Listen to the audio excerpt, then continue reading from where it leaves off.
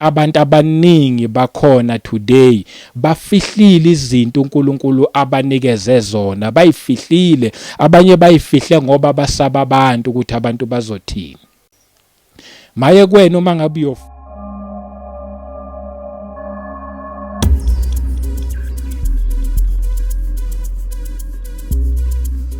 Welcome once again kwiKota2 Media. Igama lami ngumduduzi ngwakashabangu. Ngibingelela abangcwele kwindawo zonke la kufinyelela khona le message. Welcome ama new subscribers nabo bonke nje abantu ama returning viewers.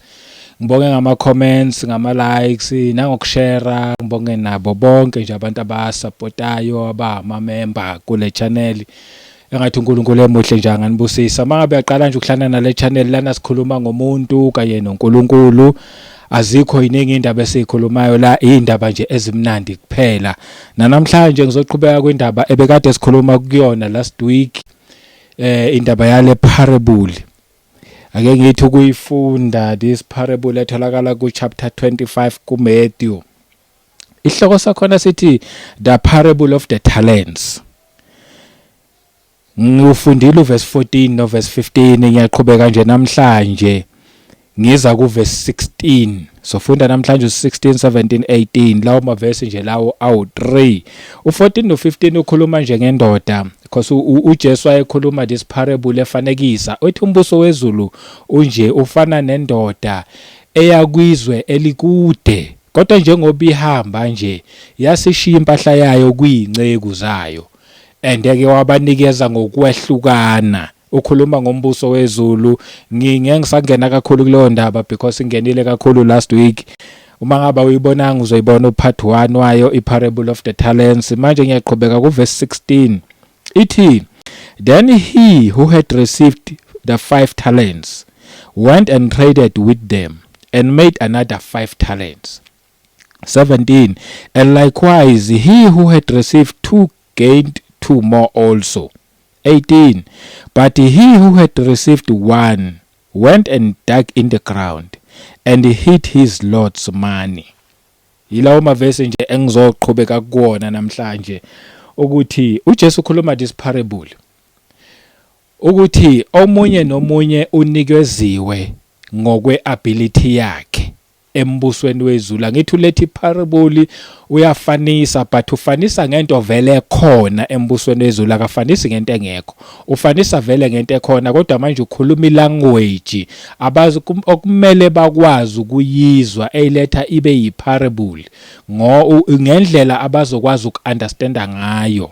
Ukuthi kufana nje nomuntu ezweni elikude, since umhlaba waba khona is like nje uNkulunkulu wavele wadala nje umhlaba, mayeqeda ukudala umhlaba wayeyelezweni elikude, andeke manje waseshiya ke impahla yakhe kubantu. Abanye ubanikeze 5, abanye 2, omunye 1, kuyahluka abanye 1, kuyahlukahlukana, kodwa yena is like nje uyele kwi-country ukuthi kungazathi akekho, kungazathi akaboni lutho.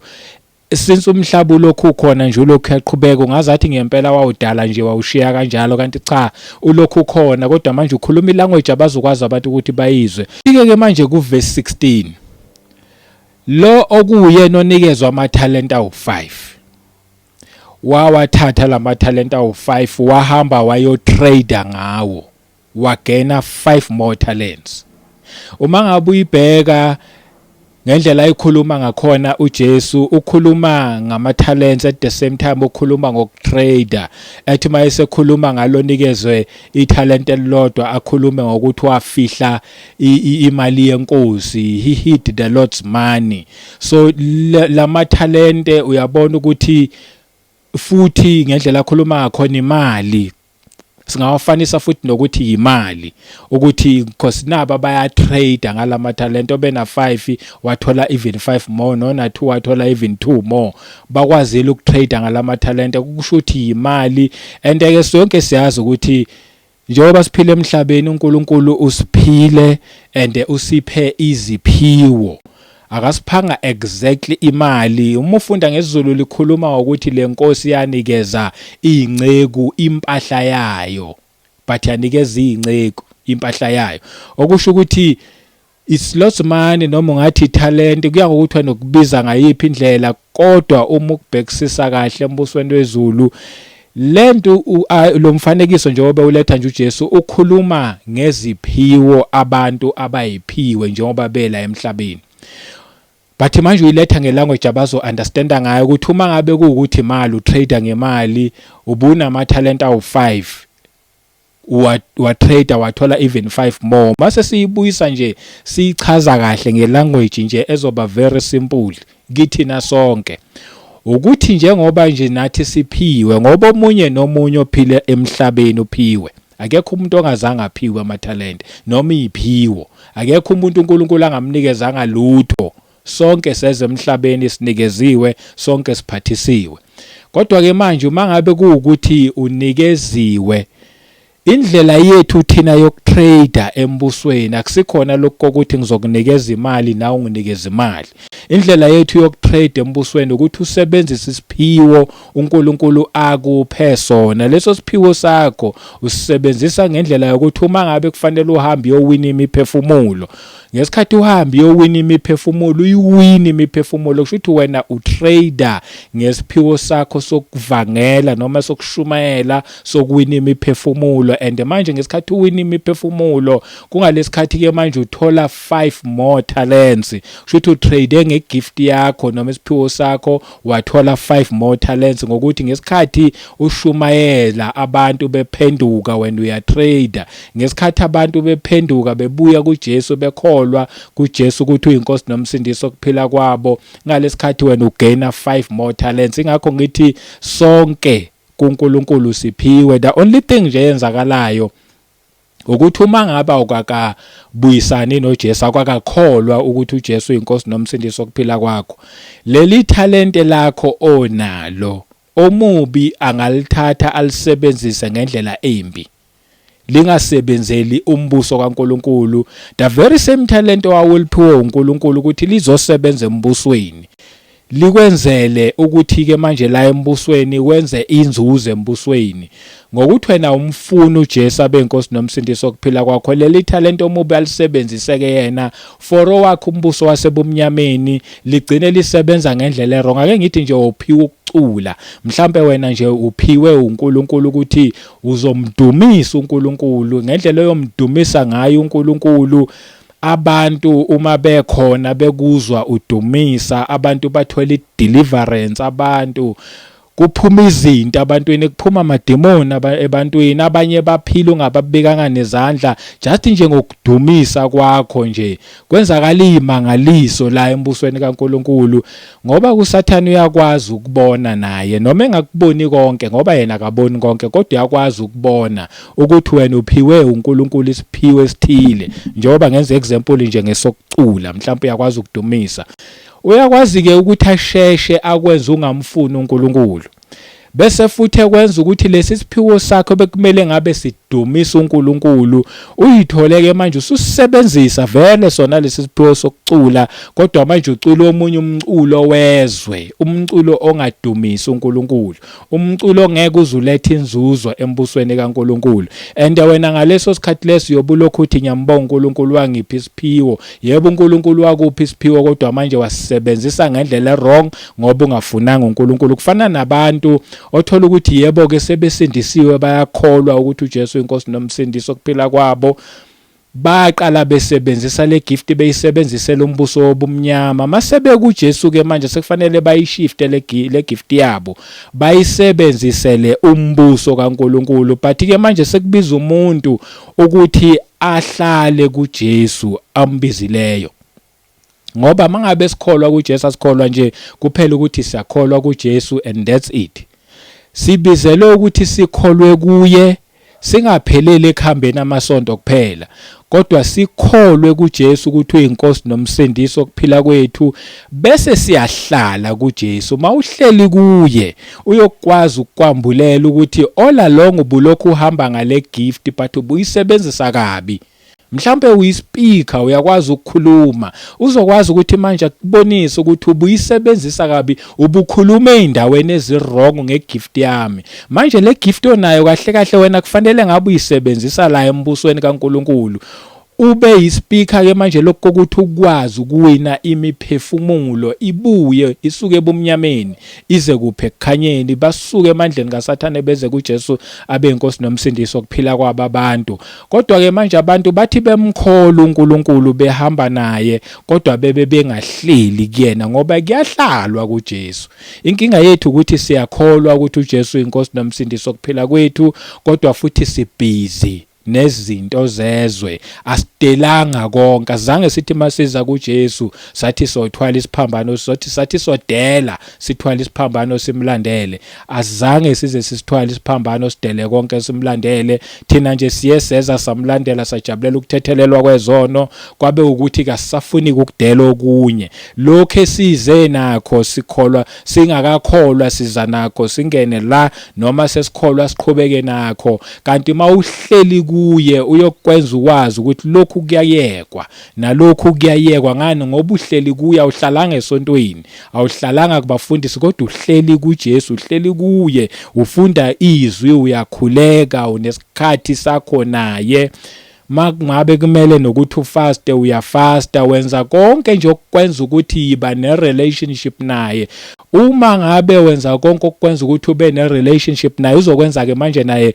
ukuthi ke bese manje uyazazi wena ukuthi ubani le gift yakho bese uyichannela endaweni eright isebenze ngendlela eright laba kuyibona bathi mangabe sebephiwe 5 bahamba ba trade babuya na 5 more liqhubeke lithi lelizwi owaphiwa 2 wahamba wa trade wabuya na 2 more okusho ukuthi ke manje abas understandile laba embusweni kaNkuluNkulu ukuthi njengoba ngiphiwe yile nkosi and le nkosi engiphile ngeke ngasho even na kwi video ya before yazana nale nkosi ekuphile musu ukuthi nje ujabulela ukuthi uyakholwa kuphelele lapho siyakhula la ekholweni sifike size ngempela singambonanga uJesu sikholwa singamazanga singambonanga lithi iBhayibheli babusisiwe abakholwa bengabonanga sikholwa singazange sabona lutho sizwa nje ukuthi kunoJesu inkosi nomsindisi owalenga esiphambanweni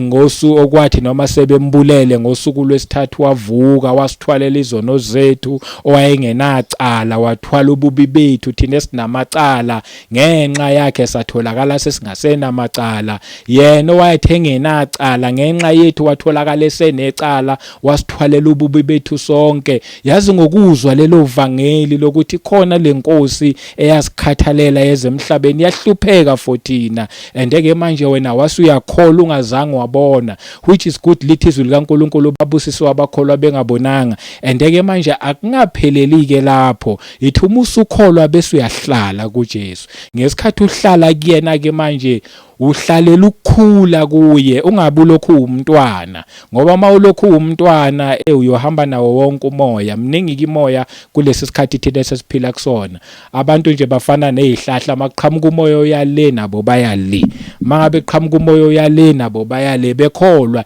yini indaba abahlalanga kuJesu kanti mawuhleli kuJesu uyakhula uyakukhulisa ekumazini yena uthi mawusumazi yena maqhamuka umoya wrong uyale awuhambi nomoya maqhamuka umoya wrong uyale awuhambi nawo uhlala wena la kuJesu uhamba noJesu kuyakhulwa ekumazini and mawukhule ekumazini ukhula nasekumazini yena enguJesu ngoba akayifihlanga uyafuna ukuba nerelationship nabantu bakhe bamazi naye ngesikhathi ebazi nathi simazi ufuna ukuthi simkholwe sibonene naye sazana naye singamkholwa singamazi size songena ethuneni silokho singama baby Christians kanti bekumele sidlule kuma baby stages bese singena kwi maturity and immaturity ithi manje sewazana naye andeke manje kuyabonakala ukuthi laba bathi bena 5 bahamba babuya na 5 more omunye uthe na 2 wabuya na 2 more shuthi laba bese be understand indaba yasembusweni ukuthi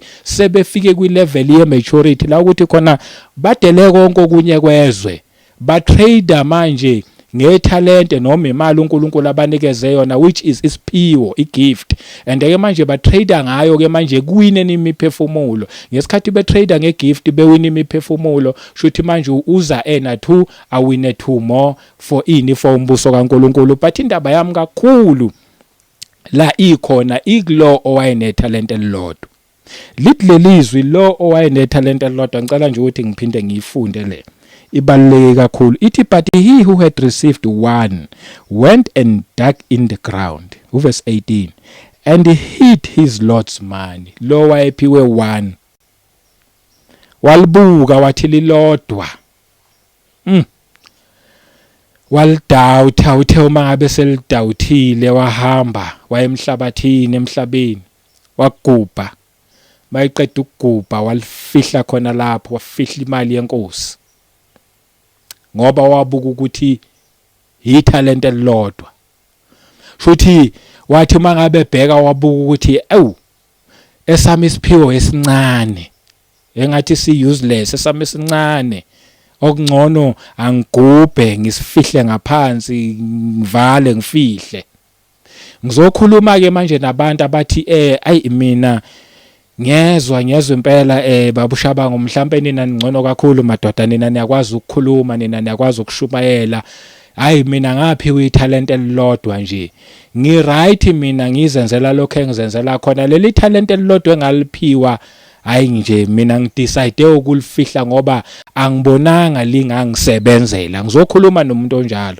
ngizokwazisa ukuthi ungalifihli ithalent uNkulunkulu akunikeze yona ungayifihli igift noma isiphiwo uNkulunkulu akunikeze sona ngisho noma singabukeka sisodwa noma singabukeka sisincane noma ungathi mawuyicompare ubuka omunye na5 omunye na2 uthi mawudabheka wena na1 uma usutholile ukuthi uphiwe ini leyo yakho ebukeka incane idelelekile ungayifihli khosi uma ngabe iqhamuka kuNkulunkulu noma ngabe incane kangakanani emehlweni ethu noma wakho uma ngabe iqhamuka kuNkulunkulu ayikho ncane inkulu ngendlela eyisimangaliso uma ngabe leyo gift noma lelo talent noma leso siphiwo lesesodwa esidelelekile wena ocabanga ukuthi ngcono sifihle uma ungakusilande lapho wasigubhela khona wasifihla khona uqaleke manje bese uyasebenzisa leso sipho leso noma lelo talent noma leyo mali uma ungaqala uyisebenzisa uNkulunkulu angakwenzela izimangaliso ungamangala kwawena ukuthi yazi ngangithi lento uNkulunkulu anginikeze yona incane ngangithi intwanyana nje yodwa ngaze ngadecide ukuthi ngiyifihle abantu abaningi bakhona today bafihlile izinto uNkulunkulu abanikeze zona bayifihlile abanye bayifihle ngoba basaba abantu ukuthi abantu bazothini maye kwena uma ngabe uyofihla into uNkulunkulu ayifaka ngaphakathi kuwena wayifihla ngoba usaba abantu ukuthi bazothini wayifihla ngoba usaba izihlobo ukuthi zizothini wayifihla ngoba manje for whatever reasons mhlawumbe uyibone ukuthi incane kodwa wena wa decide ukuyifihla ngizothi mina lapho wayifihla khona khosi omunye nomunye at some point uNkulunkulu uyakwambulela ukuthi wena uphiwe ini akekho ongaphiwanga lutho futhi uNkulunkulu akafihli futhi akwenzeka ngakhuluma namuntu uNkulunkulu ukhuluma nathi malanga wonke uma ngaba umuzwa kungenzeka kube ubusy kakhulu ukuthi umuzwe but yena ukhuluma nathi each and every day usuke ekhuluma nomuntu uyazazi ukuthi ukuphe ini mhlawumbe uyibuke lento wathi wena ngiyophila kanjani ngalento kaNkulunkulu kulomhlaba ngoba manje kulomhlaba ngizele nginezingane nginomndeni kwamina ngidinga ukuyisupporta but ngale gift kaNkulunkulu angiboni ukuthi ngizokhona ukusupporta ngayo that's why you decide ukuyigubhela wayifihla wasuhamba nalokwezwa ngithi lokwezwe kuyakusupporta financially lokwezwe kwenza manje ukwazi ukuthi usupporte nomndeni wakho nakho konke phakamisa lokhu kwezwe kanti manje usuku uNkulunkulu usula kuJesu manje kodwa wena still usaphakamisa kwezwe okukaNkulunkulu kufihlile khona ukunyathelele wakugubhela wakufihla kuzothi mina kulande lapho wakufihla khona ngoba uyazazi ukuthi uNkulunkulu ukuphe ini abanye babantu futhi sebeke bakuconfirma kuwena ukuthi wena yazi uNkulunkulu ukuphe into ethile ngikhuluma mina ngeziphiwo kaNkulunkulu angikhulumi nganoma ngabe isiphi isiphiwo ngoba ikhona iziphiwe ikhona emhlabeni ziningi nje eziningi futhi iqhamuka komubi azimdumisa uNkulunkulu zidumisa izwe ziphakamisa umnikazi waleso siphiwo adume abemkhulu abe yinto but uNkulunkulu angalithola udumo angikhulumi ngeziphiwe njalo ngikhuluma ngeziphiwo mina zasembusweni umuntu athi uma ngabe naleso siphiwo udumo oludlule liye kuNkulunkulu liye kuJesu Kristu, zisearche zazi uma ngabe kuukuthi awuzazi ukuthi isiphiwo sakho sikuphi. Hlala kuJesu until uzusithola isiphiwo sakho, hlala kumoya oyingcwele until uzusazi isiphiwo sakho, bese uyaqala uyasebenza ngaso. And uNkulunkulu uyokwenzela isimangaliso ngalesi siphiwo sibuka sisodwa sokwenzela izimangaliso. Yabona abantu abahambe noNkulunkulu ngendlela eyiqiniso, uma ngakuthola ihistory yabo ekuqaleni bonke akuzange kube lula, kwabanzima kubona. Bayidiscover ukuthi embusweni bangobani, bathatha leyo gift leyo uNkulunkulu abanikeze yona. Bathe uma beqala benza umsebenzi kaNkulunkulu vele akuzange kube lula. Nakuwena ngifuna ukuzokutshela ukuthi ngeke kuze kube lula, vele kuzoba nzima. Because usuzela usunomndeni, but kuzoba nzima ke manje. Kodwa ebunzimeni khona kunjalo ushilo uNkulunkulu wathi ngeke ngishiye futhi ngeke ngize ngulahle, ngizokwazisa ukuthi ngeke azakushiye futhi ngeke azakulahle. Kuyothi kunzima njalo kunjalo kodwa uyobe lokho ekhona. Uyobe lokho umbone njalo isimangaliso. Abantu abaqala amabandla bahamba ngendlela ngeqiniso, bonke akuzange kube lula, kodwa ngokuthi babelandele umyalelo kaNkulunkulu noma ithalente ababeliphiwe uNkulunkulu, leli lalibukeka lilodwa. uNkulunkulu ngale lelilodwa kwenzeka imanga, ama ministry abo akhula abayisimangaliso. Namhlanje nathi uma ngabe ubukela nje, ngiyazi abantu abaningi bathi uma bebheka le channel abanye bacabanga nje ukuthi i-YouTube channel noma nje hayi podcast nje aka YouTube. Cha, le akusiyona nje just any podcast noma any YouTube channel. Le indawo kaNkulunkulu yokudlulisa indaba ezimnandi ziye ebantwini, bathi masebeyitholile abantu lezi indaba ezimnandi bese behlala kuJesu, bayithola ukuthi bangobani bese beyaphuma beyosebenza. Leyo ndawo leyo nje yokuthi nje sizokhuluma ngomuntu noNkulunkulu. This is not just another podcast, cha, indawo le kaNkulunkulu. Nami ngathi uma ngabe ngiqala nje, uma ngabe ngakwenzela nje ubufakazi bami, for 2 years ngikwenza lo msebenzi bekungena ngisho ne-income ngisho encane. Ngashiya konke okunye obekungifakela i-income, ngakushiya ngabuya ngathi ngizokwenza lo msebenzi lo. Akuzange kube lula, kube nzima, kuguga amabhlukwe, kuguga impahla, ziguga impahla. Kungabi namuntu futhi nje owilling ukukusiza, kodwa wena ubulokhu uthi ngenza lo msebenzi kaNkulunkulu. Abanye babuka nje i-channel nje awu isikhulile mani kwatatu media for 2 years. Ngiphuma ngihambe ngithengisa, ngigcwala itradi, into engakaze ngaze ngayenza. Ngihambe ngithengisa itradi zonke lezi, ngithengisa ama peanuts.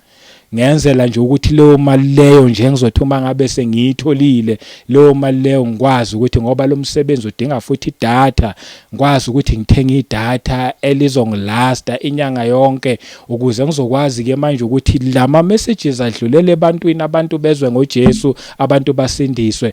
Kwakungekho lula, and at the same time kwamina kufanele ngiyibheke.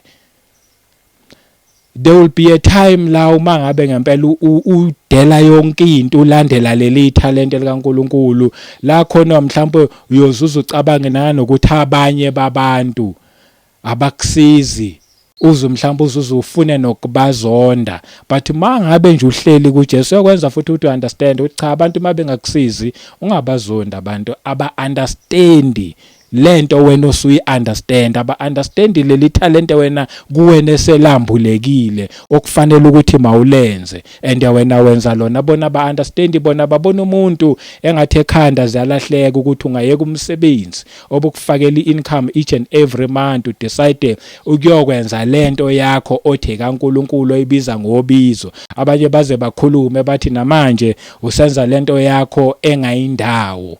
Aba-understand futhi njengeke uzubazonde, aba-understand into engaphakathi kwena, into uNkulunkulu ayitshale kuwena. And futhi uma ngabe uhamba nalo uNkulunkulu yokwenza ukuthi u-understand nje ukuthi kunokuba ungakwatela bona, ungamane ukwatele lo uNkulunkulu kowakunikeza ke manje lesi siphiwo lesesisodwa.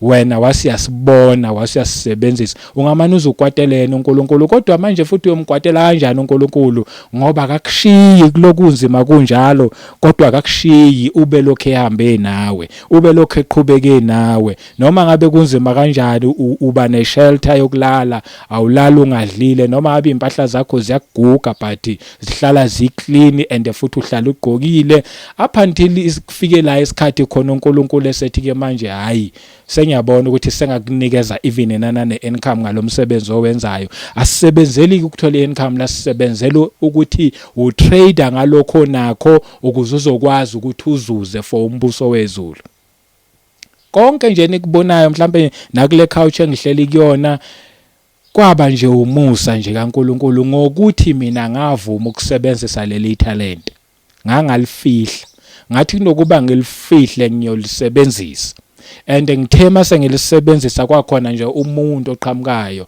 othi yazi ngiyabona ukuthi u deserve i-couch lapho ukuthi mawunabafundisi nikwazi ukuthi nihlale kahle kwangesiyona ke couch kuphela waletha nje furniture eningi lo muntu oyi1 ethi into uNkulunkulu ukuba ngizange mina ngilalela uNkulunkulu ukube ngaqhubeka lapha ebengade ngisebenza khona lezi zinto lezi engiyithole kulomuntu oyi1 ethi nje ngiyanikela ngazo ngangeke ngiyithenge zonke same time mhlambe noma ngabe ngayithenga ngangeke ngiyithenge zonke but engangiyobe ngiyitholile ngabe ngisayibhadala namanje kodwa ngokuthi ngalalela uNkulunkulu zikhona and angikweledi lutho kukho futhi engikubhadalayo ngomusa kaNkulunkulu ngizothi mina leli talent lelelodwa mawungalihlonipha ukholo uNkulunkulu okuphele le talent uhlale kuyena leli talent elilodwa lokwenzela isimangaliso ungalifihli ungaligubheli uma ngabe sewaligubhela walifihla lapho lifihle khona ngithi hamba ulilande qala ulisebenzise for umbuso kaNkulunkulu ngoba ngelinye ilanga usazobuzwa ngalelo talent owalithatha walifihla ingakho ngizokukhuthaza lo fihli italent uzothi hamba ulilande lapho lifihle khona maliqale lisebenze usazobuzwa ngelinye ilanga so iqhubha nje le ndaba ngihamba nayo one by one kancane kancane engajahanga ndawo indaba yaleli talent the parable of the talents ngokuthi ngithemba ngifunda ngayithola ukuthi inde uma ngabe ngayilanda futhi injengoba injalo ngithi ngifuna ukuyiqeda same time ngibonile nje ukuthi hayi ngingathatha ivideo ingaba yinde kakhulu ongcono nje angiyenza nje igaba ngihlukanise ngokuphiwa ke umoya kaNkulunkulu umevumile futhi na next week sophinde sihlangane siqhubeke kuyo yona le ndaba le ngizothi mina ifoundation yakho konke thatha uJesu abe inkosi nomsindisi wokuphila kwakho mawusumthathile seyinkosi nomsindisi wokuphila kwakho hlala ke kuyena akwambulela ukuthi wena uphiwe ini embusweni bese uyaqala usebenzela umbuso hayi izwe hayi izinto zakulelizwe hayi fame yakulelizwe yesikhashana ebhubhayo kodwa kukaNkulunkulu okuyokwenza ukuthi uzondwe ngabantu uxabane nabantu but embusweni yobuthandwa uhlale kuyena uthi noma uye esontweni ungayile esontweni ukuyohlanganyela nje just ngoba yiSunday noma yiSaturday noma kuphakathi neviki but uye esontweni uthi uyohlanganyela noNkulunkulu ufune uNkulunkulu esontweni uyele kumazi yena and angeke azazifihle because uyakwazi ukubona inhliziyo yomuntu enganele yasho nje izwi lithi ngekhathi zokugcina uyakuthulula umoya oyingcwele and lo moya oyingcwele mayese uthululile emntwini abancane bayokubona imibono abadala bayokuphupha amaphupho ngesikhathi bebona imibono angithi ke manje ngalesikhathi ke yena ezireveal emntwini abaphupha amaphupho ngalesi sikhathi ke manje yena futhi eyinkosi nomsindisi uJesu ezambule ebantwini siphupha lamaphupho akhe ombuso wakhe la sifike siyithole khona ukuthi singobani sibone imibono sibone yena sazane naye igama lami ngumduduzi ngwashabanga asiphinde hlane kwivideo elandelayo ngomsaka kaNkulunkulu amen.